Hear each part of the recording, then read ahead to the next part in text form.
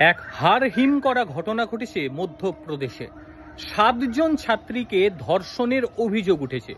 Mobile অ্যাপের মাধ্যমে গলার স্বর বদল করে ছাত্রীদের ডাকা হয়। কলেজ শিক্ষিকা বলে পরিচয়ও দেয়া হয়েছিল।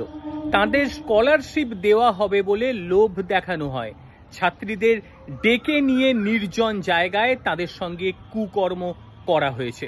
ব্রজেশ প্রজাপতি নামে এক ব্যক্তি বিশেষ ভয়েস চ্যাটিং অ্যাপের মাধ্যমে গলার স্বর বদল করে এই ধরনের ঘটনা ঘটাতো বলে পুলিশ সূত্রে খবর। মুখ্যমন্ত্রী মনোহর যাদবের নির্দেশে 9 সদস্যের একটি বিশেষ তদন্ত দল বা সিট গঠন করে তদন্ত শুরু হয়ে গিয়েছে।